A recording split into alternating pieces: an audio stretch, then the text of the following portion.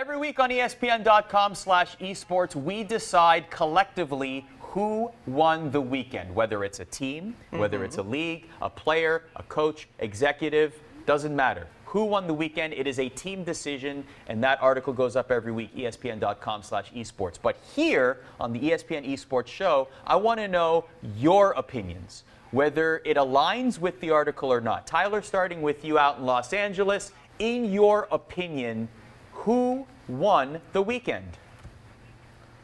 I would have to say Infinity Ward. No, you're not. Get out of here. No, it's not Infinity Ward. It's maybe if they can actually fix their lobbies, they can win half an award. Isn't that sad that we would even consider them if they fixed the fundamental problem? Yeah. Who won the weekend? For real though, another FPS game, Rainbow Six Siege won my weekend and won the official Who Won the Weekend at ESPN Esports. Rainbow Six Siege had an amazing weekend out in Montreal, the backyard of Ubisoft, where from viewership to production value to the stage, to the games, to the players, to the interviews, to the narratives was perfection. We saw North America's Siege actually have a spot out in the spotlight where they actually got their first major victory at a tournament in over 1,000 days. Canadian, who has been labeled a choker for the last 2 years after losing in a grand final after getting reverse swept, finally got his redemption in front of a hometown crowd in Canada, named Canadian, winning his second world championship and kind of, completing an odyssey from the start of his career to now.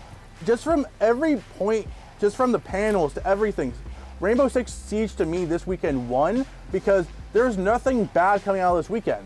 There was even a kid who lost his Brazilian flag at the event where he was so sad he went on the R6 Pro League subreddit and was like, oh no, my flag that had all these players' signatures, I lost it. Oh no, someone stole it. Team Liquid, who has a Brazilian team in Rainbow Six, found that fan and gave him a new flag, and the players personally signed it in front of him and took a picture of him.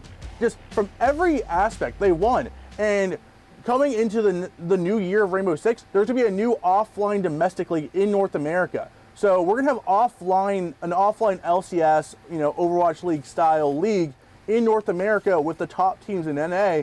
And after we have the world champion now with Space Station Gaming, it's just more and more hype, and just everything went off without a hitch. I'm just really impressed by how sleek and tight that R6 production was this weekend.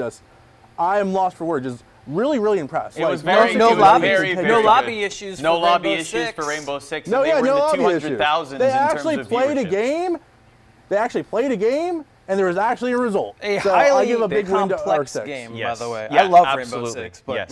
It's awesome. Yeah, it's an like amazing chess. game. The viewership was in the 200,000s. Another wholesome moment, by the way, was Tyler was tweeting about some coverage, results, etc., articles that he was putting up, and Canadian's dad tweeted him and said, "Where can I find these articles?" Which I thought was like amazing. Shout out to esports parents. They don't get enough love. They should. They definitely should because they care so much. We know there's a lot of famous examples of this. So shout out to Canadian's dad. And actually, that was a proud moment for me being a Canadian, seeing him with the Canadian flag, holding the Hammer trophy in the air, in green socks. By the way, that's a flex. Also, sick That trophy. is a flex. Sick trophy. Oh yeah, sick trophy. absolutely. Really sick trophy. One of the more unique trophies. Sledge's hammer as a trophy. Love it. Sledge's It's hammer. so good. Who won the weekend for you? I'll agree with Rainbow Six, but we kind of went into that in depth. I love Rainbow Six as a game. It's a really good mix of Counter-Strike and Overwatch, where the operators, you draft operators and you ban and you create your team different from round to round. They all have unique gadgets or / powers if you want to run that Overwatch gamut. But I'll look at our runner-up in Misfits. In their win over G2, I think that was a really strong statement win from them.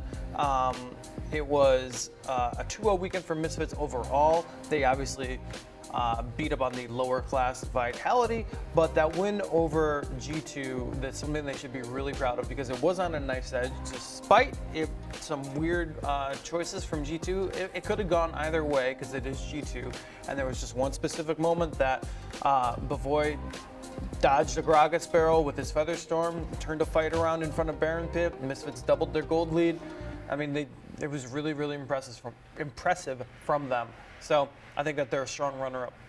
So those are very good choices. I think that they could very well be 1A and 1B in this situation. Of course, the conversation is always going to be, well, Rainbow Six had a fantastic World Championship. Can we see them as a Tier 1 esport? Rocket League also a very good weekend, strong numbers. They're in contention as well. I'm going to go a little bit off the beaten path. Maybe some people might see this as an obvious pick. I'm just going to keep picking Cloud9 LCS until they lose. I think they're so dominant, and Tyler talked about, they didn't do much this weekend, really. They're just the bully on they just you know what I mean? They just keep taking every LCS team's lunch money every single week. That's really what they do. But so far as, like Tyler mentioned earlier, as long as they continue to absolutely demolish and smash and show that NA is a dumpster fire without them, they will continue to be my team that wins the weekend. And actually, last week, Jack Etienne, obviously the founder, owner of C9, was declared the winner of the weekend by us here at ESPN Esports by what Cloud9 was able to accomplish across the board in esports. But for me, specifically the LCS team, we are on a monumental path here that we have never seen before. So that, to me, deserves continuous love. I just thought of the LCS without Cloud9 and how embarrassing it would be at this point. We'd all be watching the TCL, okay, if that were the case. Or EU Master Academy. Yeah. Oh, man.